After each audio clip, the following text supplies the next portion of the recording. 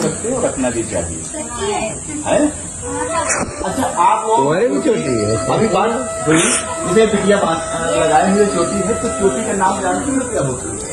इस तरीके से नहीं बनाए हैं चोटी, इसको इंग्लिश में क्या कहते हैं? पोनी। और एक टेल और भी होती है, उसको हाफ टेल भी कहते हैं ना, हाफ टेल, घोड़ा की पूंछ।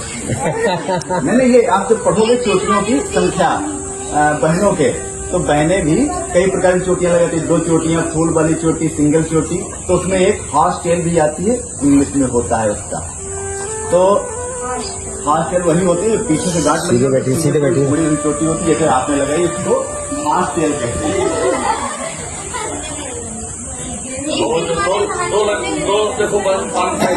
अब बच्चों की बात करते हैं, जो हम लोग चोटी रखते हैं, सिखाई से करते हैं। हमारे मस्तिष्क में यानी हमारे सिर में ये जो पीछे का भाग होता है, जहां पर एक गुलाई होती है, जिसे कहते हैं गाय के खुर के बराबर, ये स्थान होता है पीछे का। इसमें 3 क्रम होते हैं। एक होता है सहस्त्रार चक्र।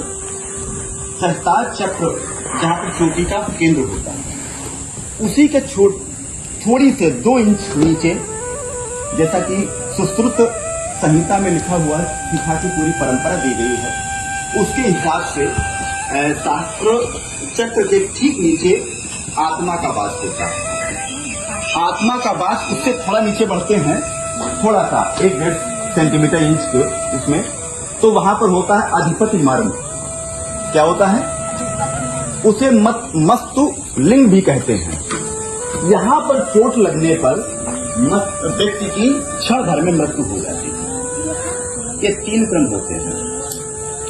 इसी में सारी अस्थियों का और नाड़ियों का केंद्र बिंदु होता है। इसीलिए यहाँ पर चोट लगती है हमारे अधिपति मर्म पर, तो क्षण भर में व्यक्ति की मृत्यु हो जाती है। इसीलिए जब डॉक्टर्स कहते हैं कि भैया इसकी एक्सीडेंट में मृत्यु हुई, कैसे हो गई, तो वो क्या कहते हैं?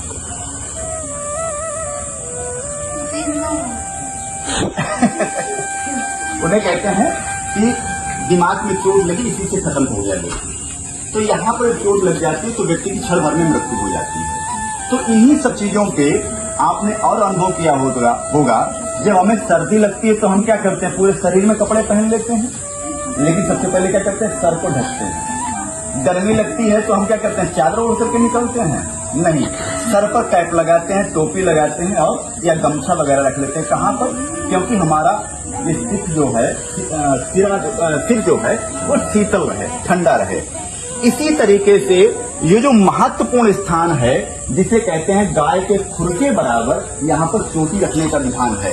क्यों है? क्योंकि यही पूरा सहस्त्र चक्र होता है। चक्र माने गोलाई, इसलिए उसका जो एक तरीके से क्षेत्रफल होता है वो गाय के खुर के बराबर होता है। इसलिए चोटी जो है, शिखा जो है, वो गाय के खुर के बराबर में उसमें होना चाहिए। क्यों होना चाहिए? क्योंकि इसमें हमारा उसी को कवर करने के लिए हमारी शिखा अधिपति मर्म, मस्तुलिंग और सहस्त्र चक्र को कवर करती है, उसको सुरक्षा प्रदान करती है। और शिखा जितनी मजबूत होगी, जितने अधिक क्षेत्र में होगी, वहां पर हमारा अधिपति मर्म की उतनी अधिक सुरक्षा होगी। इससे टकले आदमी को गर्मी अधिक लगती है पूरे शरीर में, लेकिन शिखा जहां पर होगी वहां पर गर्मी और सर्दी का एहसास नहीं होता है। और उसी अधिपति मर्म की सुरक्षा के लिए शिखा का प्रावधान किया गया है। इसको इसलिए इंग्लिश में एक शब्द कहा जाता है कि शिखा को नॉलेज का एंटीना भी कहते हैं। नॉलेज का एंटीना भी यही शिखा होती, तो इसलिए एक सूक्ष्म सी बात थी कि हमें शिखा क्यों रखी जाती है? क्योंकि हमारा अधिपति मर्म यानी मस्तुलिंग अर्थात सहस्त्र चक्र जो है वो हमारा सुरक्षित रहे।